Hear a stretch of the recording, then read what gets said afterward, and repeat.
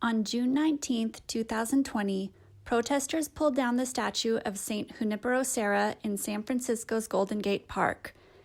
Andrew Galvan, curator at Old Mission Dolores in San Francisco, shared his thoughts on this historical figure with us. Do you feel that St. Junipero Serra is misunderstood? Padre Junipero Serra has almost always been misunderstood because it depends on which lens you look at him. Many promote him as a historical figure, which he is. Many promote him as a spiritual person, which he is, and that's why he was declared a saint. He did not become a saint because he founded missions in California. He was named a saint because he lived the life of a saint in Spain, in Mexico, and then finally here in the United States. And it was based on that review of his life that the church declared him a saint. You have to know Junipero Serra's spirituality to understand how he saw his own personal entrance into California. For this has been his lifelong dream, to go to a place where the gospel had never been brought. He was carrying the message of Jesus Christ into Upper California. How did Father Serra advocate for Native populations?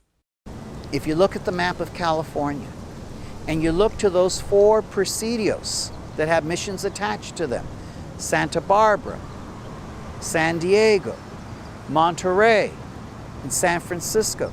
The military presidios are 4 or 5 miles away from the mission. That was by design of Junipero Serra to protect the Indians. To protect the Indians from who? To protect the Indians from the military, because the military men were violating the Indian women. But many people miss that. But that's one of the wonderful things he did to protect the Native peoples. He was also advocating for their own self-rule. At the missions, he established what was known as the alcalde role, the mayor.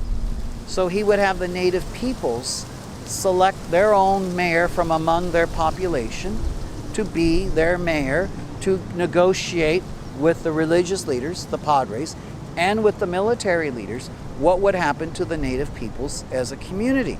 That was unheard of in other parts of the country at that time, as far as Native peoples in our modern United States of America, or even Native peoples at other mission territories. What would you say to people, Catholics or non-Catholics, who are uncomfortable with the legacy of Father Serra? So I ask people, have you read Father Serra's writing? Have you read how he described the Indians of California? So that's one way, is what's your sources? We always have to say that when we try to size up a situation.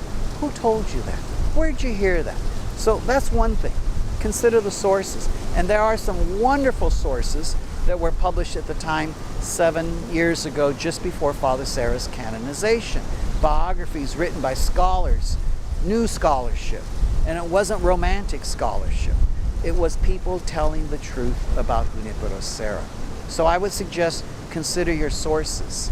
I would also suggest, and here's a plug for my own mission, Mission Dolores, San Francisco, come visit us at the mission, where we can answer your questions and tell you about Junipero Serra and how he interacted with the Native peoples.